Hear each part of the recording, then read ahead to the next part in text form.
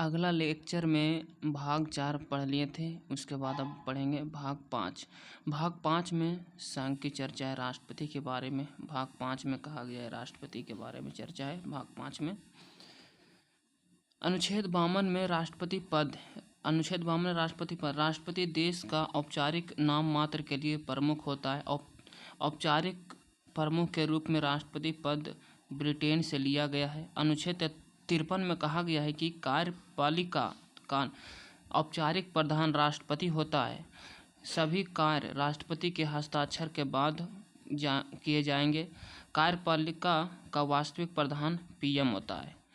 अनुच्छेद 54 में कहा गया राष्ट्रपति का निर्वाचन। इसका निर्वाचन एकल संक्रमणीय अनुपातिक पद्धति के द्वारा अप्रत्यक्ष रूप से गुप्त मतदान द्वारा होता है। एकल संक्रमणीय यह इस पद्धति द्वारा चुनाव में खड़े सभी उम्मीदवारों को वैधता क्रम में वोट दिया जाता है। अनुपातिक पद्धति इसके तहत एक राज्य का सभी विधायकों के मतों का योग को बराबर करना एवं सभी संसद का मत मूल्य को बराबर करना होता है। प्रथम चरण की मतगणना। इसमें उम्मीदवार को पहली वरीयता सूची में गिना जाता है। द्वितीय चरण इसमें द्वितीय वरीयता सूची में गिने जाती है। यह प्रथम चरण में मत बराबर होने के बाद बीबी गिरी के निर्वाचन समय में द्वितीय चरण की मतगणना हुई थी। अप्रत्यक्ष मतदान। राष्ट्रपति के निर्वाचन में जनता भाग नहीं लेती, बल्कि जनता द्वारा चुने गए प्रतिनिधि भाग लेते हैं। राष्ट्रपति का निर्वाचन मंडल। राष्ट्रपति का निर्वाचन मंडल में लोकसभा, राज्यसभा का सदस्य तथा सभी राज्य 28+3 दिल्ली और पांडिचेरी, जम्मू कश्मीर केंद्र शासित प्रदेश के निर्वाचित सदस्य भाग लेते हैं। विधान परिषद। राज्यसभा के 12 मनोनीत सदस्य राष्ट्रपति के निर्वाचन में भाग नहीं लेते हैं। निर्वाचन के सदस्य भाग नहीं लेते हैं। मुख्यमंत्री जब विधान परिषद का सदस्य होता तो वह राष्ट्रपति के निर्वाचन में भाग नहीं लेगा। 69वां संविधान संशोधन 1990 इसमें दिल्ली तथा पांडिचेरी को विधान सभा का गठन किया गया। 70 संविधान संशोधन 1990 द्वारा राष्ट्रपति के निर्वाचन मंडल में दिल्ली तथा पांडिचेरी को राष्ट्रपति के निर्वाचन मंडल में शामिल किया गया। विधानमंडल। विधान परिषद।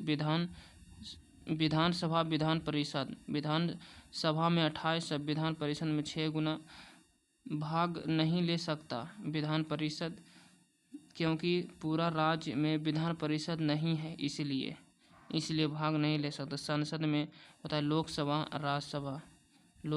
राज्यसभा, जिसमें राज्यसभा 12 मनोनीत सदस्य, 2 या 2 से अधिक राज्यों की विधानसभा भंग भी करेंगी तो राष्ट्रपति का निर्वाचन करा दिया जाएगा, क्योंकि राष्ट्रपति के निर्वाचन हर हाल में 6 महीने के अंदर करा लिया जाता है। एमएलए। विधायक के वोट को वैल्यू एक एमएलए बराबर होता है राज्य का जनसंख्या, राज्य के कुल एमएलए गुना 1000। एक एमपी में संसद के वोट के वैल्यू। एक एमपी संसद में कुल एमएलए का वोट कुल निर्वाचित संसद की संख्या 543 प्लस 233 543 तथा 228 राज्य के वोट को मिलाने पर एक एमएलए का कुल वोट 5,49,495 वोट आता है। कुल एमपी के वोट को मिलाकर 5,49,498 के लगभग आता है। इस प्रकार राष्ट्रपति के चुनाव में कुल 11 लाख वोट लगभग पड़ते हैं। राष्ट्रपति की जमानत राशि। चुनाव लड़ने से पूर्व राष्ट्रपति को 15,000 रुपया जमानत के रूप में आरबीआई के पास रखी होती है। यदि राष्ट्रपति के 1/6 भाग से कम वोट मिलेगा तो राष्ट्रपति की जमानत राशि वापस नहीं की जाएगी। इसे जमानत जब्त होना कहते हैं। यह अपमान की स्थिति है। अनुच्छेद 55 में कहा गया कि इसमें राष्ट्रपति का कोटा की चर्चा है। जमानत जब्त होने के बाद भी प्रत्याशी जीत सकता है, किंतु कोटा से कम वोट पाने पर जीते हुए प्रत्याशी को भी हटा दिया जाता है और पुनः चुनाव कराया जाता है। तो कोटा बराबर होता है कुल वोट बटे कुल प्रत्याशी +1 कुल वोट 60। जमानत राशि 1/6 गुना 60 10 वोट आना जरूरी है। अनुच्छेद 56 में कहा गया इसमें राष्ट्रपति के कार्यकाल के बारे में बताया गया है कि राष्ट्रपति का कार्यकाल 5 वर्ष का होता है और यदि राष्ट्रपति का पद 5 वर्ष से पहले ही खाली हो जाती है तो नया राष्ट्रपति 5 वर्ष के लिए आता है, ना कि बचे हुए कार्यकाल के लिए आता है। अमेरिका के राष्ट्रपति का चुनाव 4 वर्ष के लिए होता है। यह संविधान सबसे छोटा है। अनुच्छेद 57 में कहा गया कि एक ही राष्ट्रपति दोबारा निर्वाचित हो सकते हैं।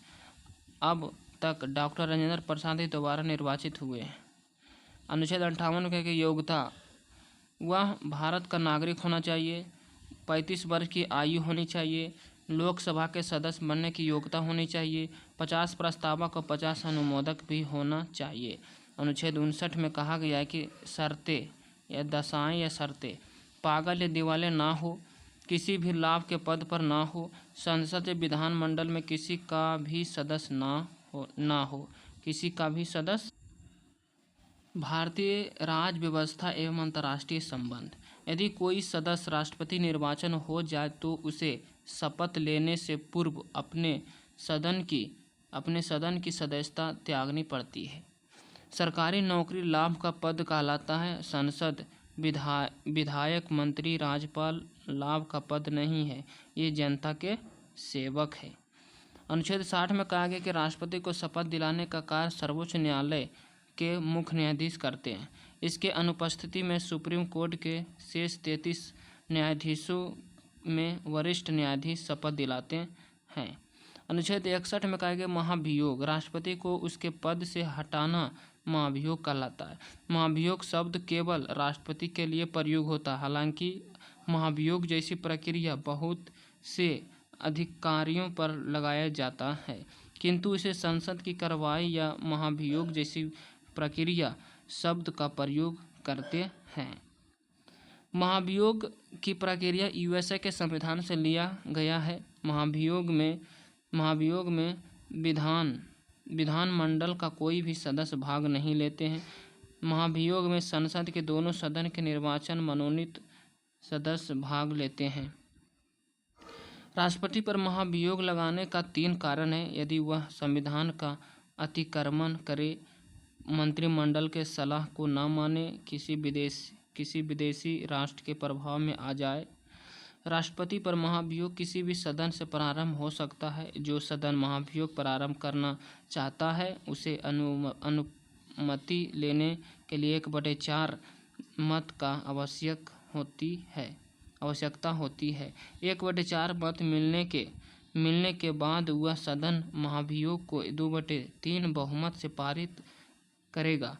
पारित करने के बाद दूसरे सदन में भेजने की 14 दिन पूर्व इसकी सूचना राष्ट्रपति को दे दिया जाता है।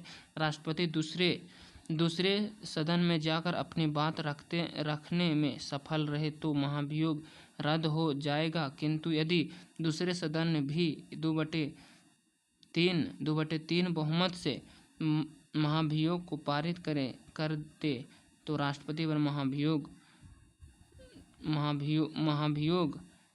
के भीतर राष्ट्रपति का चुनाव होगा। महाभियोग लग जाएगा और राष्ट्रपति को पद से हटा दिया जाएगा और 6 महीने के भीतर राष्ट्रपति का चुनाव होगा। अब तक किसी राष्ट्रपति पर महाभियोग नहीं लगा है। अनुच्छेद 62 में राष्ट्रपति के पद का रिक्त होना अनुच्छेद 62 में कहा गया है। राष्ट्रपति का पद 5 परिस्थितियों में रिक्त होता है: कार्यकाल को समाप्ति, महाभियोग, त्यागपत्र, मृत्यु एवं निर्वाचन अवैध।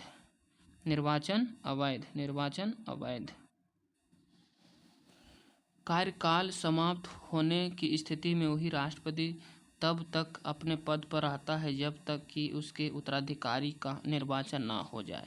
शेष 4 परिस्थितियों में कार्यवाहक राष्ट्रपति के रूप में उपराष्ट्रपति को लाया जाता है।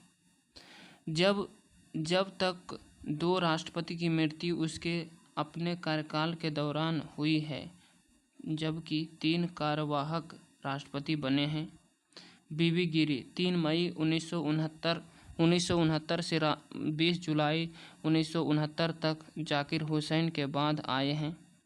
मोहम्मद हिदायतुल्लाह 20 जुलाई 1969 से 24 अगस्त 1969 तक बीबी गिरी के त्यागपत्र के कारण आए। मोहम्मद हिदायतुल्लाह उस समय सुप्रीम कोर्ट के मुख्य न्यायाधीश थे। बीडी जत्था 11 फरवरी 1977 से 25 जुलाई 1977 तक फखरुद्दीन अली अहमद के मृत्यु के कारण आए। यदि राष्ट्रपति का निर्वाचन अवैध घोषित हो जाए तो राष्ट्रपति द्वारा किया गया कार्य अवैध नहीं होगा, क्योंकि राष्ट्रपति कोई भी कार्य स्वयं नहीं करते हैं बल्कि मंत्रिमंडल के सिफारिश पर करते हैं। राष्ट्रपति के विभिन्न शक्तियाँ: कार्यकारी शक्तियाँ, विधायी शक्तियाँ, वित्तीय शक्तियाँ, न्यायिक शक्तियाँ, सैन्य शक्ति और राजनीतिक शक्तियाँ, आपातकालीन शक्तियाँ, विशेष शक्तियाँ। कार्यकारी शक्तियाँ, इसके तहत राष्ट्रपति कार्य संचालन हेतु पदाधिकारियों की नियुक्ति करते हैं, जैसे प्रधानमंत्री, यूपीएससी, वित्त आयोग, महानियामक नियंत्रण, महालेखक परीक्षक आदि। भारत में सभी कार्य राष्ट्रपति के नाम एवं हस्ताक्षर से ही किए जाते हैं। विधायी शक्तियाँ, इसके तहत राष्ट्रपति नियम कानून बनाने से संबंधित शक्तियों का प्रयोग करते हैं। ये संसद के सत्रवासन तथा सत्र आहूत करते हैं।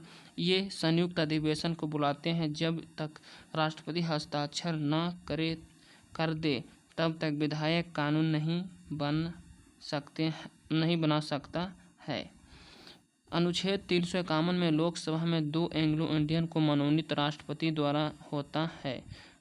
जो अनुच्छेद 32 में राज्य विधानसभा में SC/ST के आरक्षण राज्यपाल द्वारा किया जाता है। वित्तीय शक्ति, इसके तहत राष्ट्रपति आपात स्थितियों में 500 करोड़ रुपये तक की राशि आकस्मिक निधि से दे सकते हैं।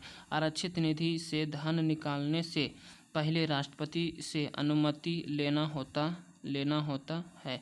केंद्र सरकार तथा राज्य के बीच में टैक्स का बंटवारा के लिए वित्त आयोग का गठन राष्ट्रपति करते हैं।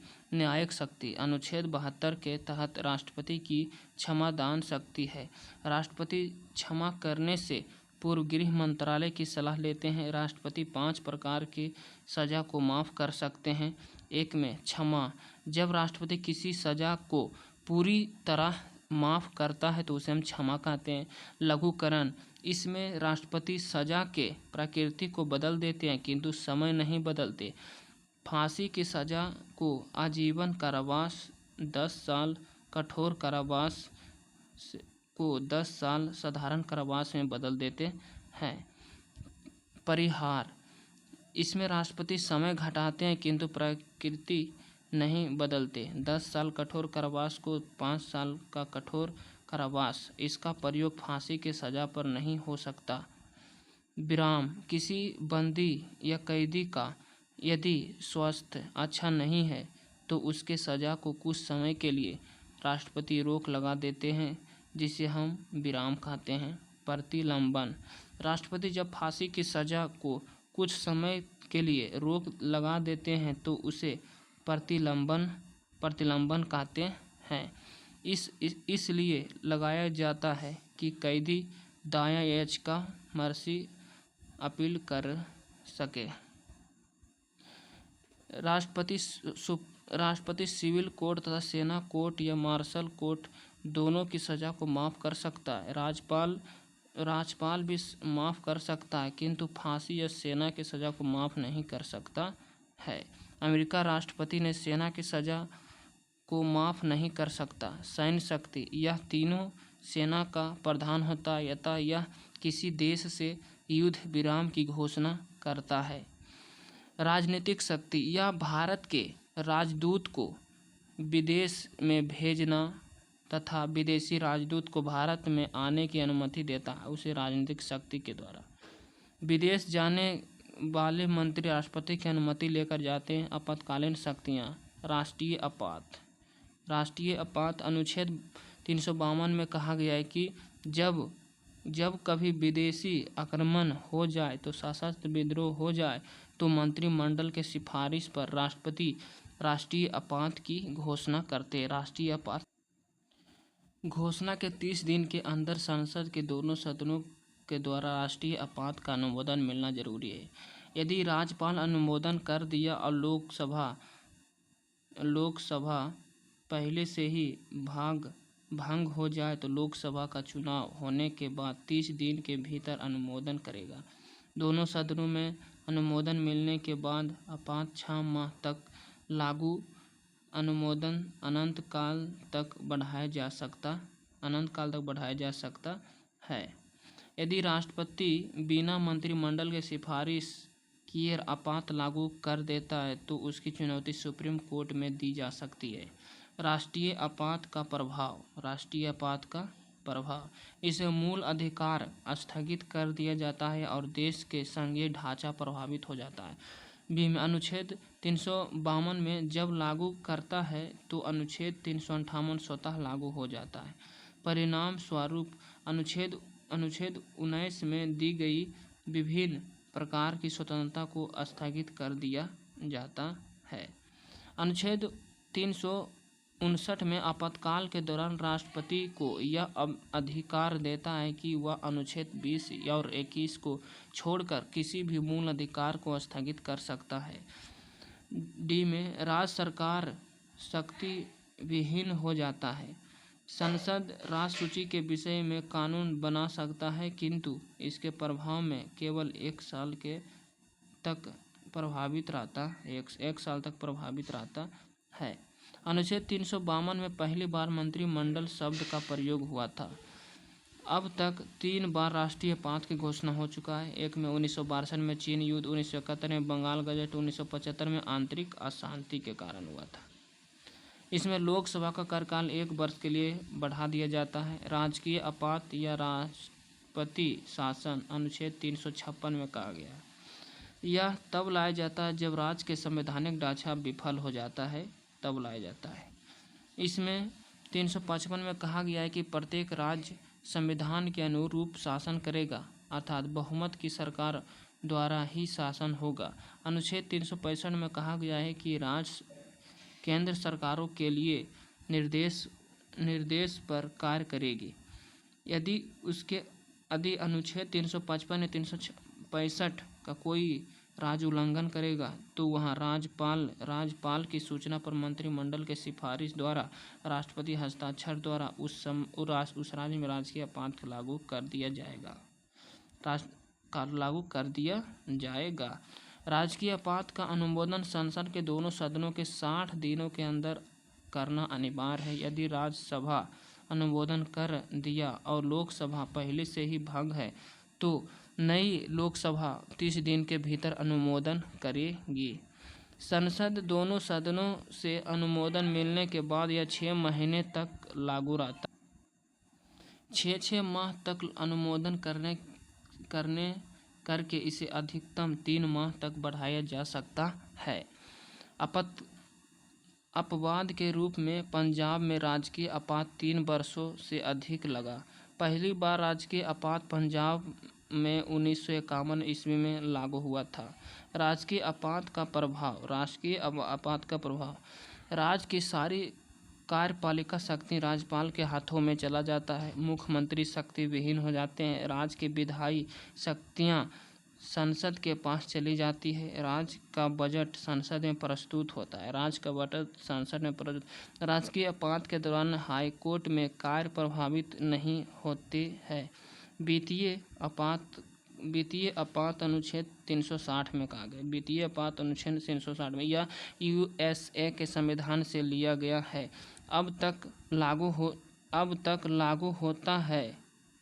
अब तक लागू नहीं हुआ है। जब देश की वित्तीय स्थिति बहुत खराब हो, इससे मंत्रिमंडल के सलाह पर राष्ट्रपति लाते हैं। संसद के दोनों सदनों के 60 दिन के अंदर अनुमोदन मिलना आवश्यक है। यदि राज्यसभा अनुमोदन कर दिया हो और लोकसभा पहले से ही भंग हो तो नई लोकसभा 30 दिनों के भीतर अनुमोदन करेगी। एक बार अनुमोदन मिलने के बाद तब तक लागू रहेगा जब तक देश की संसद इसे स्वयं न हटा दे। अब तक वित्तीय आपात लागू नहीं हुआ है। वित्तीय आपात का प्रभाव राष्ट्रपति के वेतन को छोड़कर शेष सभी सरकारी कर्मचारियों के वेतन काट लिया जाता है। सरकारी खर्च में कटौती कर ली जाती है। टैक्स बढ़ा दिया जाता है। आपात संसद का अनुमोदन और नई लोकसभा। राष्ट्रीय आपात अनुच्छेद 352 में कहा गया यह 30 दिनों के अंदर अनुमोदन मिलना जरूरी होता है और 30 दिन। राजकीय आपात अनुच्छेद 356 में 60 दिन के भीतर अनुमोदन और 30 दिन लोकसभा में। वित्तीय आपात 360 में 60 दिन का अनुमोदन और संसद में 60 दिन का अनुमोदन और 30 दिन लोकसभा। नई लोकसभा 30 दिन। विवेकाधिकार शक्ति। इस शक्ति का प्रयोग राष्ट्रपति अपनी इच्छा अनुसार करते हैं। इसका प्रयोग लोकसभा के त्रिशंकु होने पर अर्थात किसी भी दल को बहुमत न मिलने पर करते हैं। जब लोकसभा में किसी भी दल को बहुमत नहीं मिलता है तो राष्ट्रपति किसी भी दल का नेता प्रधानमंत्री घोषित कर देते हैं और 30 दिन के भीतर उन्हें बहुमत सिद्ध करने को कहा जाता है। यदि वे 30 दिन के भीतर अनुमोदन सिद्ध कर दिए तो वह प्रधानमंत्री पद पर बने रहेंगे, अन्यथा दोबारा चुनाव कराया जाएगा। राष्ट्रपति का वीटो शक्ति। विधेयक को रोकने की शक्ति को वीटो शक्ति कहा जाता है। यह 3 प्रकार के होता है। अत्यंतकारी वीटो। एक में होता है अत्यंतकारी वीटो। राष्ट्रपति जब विधेयक को पूरी तरह रद्द कर देते हैं तो उसे अत्यंतकारी वीटो कहते हैं। अब इसे समाप्त कर दिया गया है। निलंबनकारी वीटो। राष्ट्रपति जब पुनर्निर्वाचन के लिए जब विधेयक को लौटाते हैं तो उसे हम निलंबनकारी वीटो कहते हैं। जेबी वीटो। जब राष्ट्रपति किसी विधेयक पर न अपना हस्ताक्षर करे तो न ही उसे पुनर्निर्वाचन के लिए लौटाए बल्कि उसे अपने ही पास रख ले तो उसे जेबी वीटो कहते हैं। डाक संशोधन विधेयक 1986 पर राष्ट्रपति ज्ञानी जैन सिंह ने जेब वीटो का प्रयोग किया था। विशेषाधिकार शक्ति। राष्ट्रपति जब दीवानी मुकदमा चलाया जा सकता है किंतु फौजदारी मुकदमा कार्यकाल के दौरान नहीं चलाया जा सकता। फौजदारी मुकदमा कार्यकाल समाप्ति के बाद चलाया जाएगा अर्थात अनुच्छेद 14 का उल्लंघन है। राष्ट्रपति किसी भी केंद्रीय विश्वविद्यालय के महाकुलाधिपति होते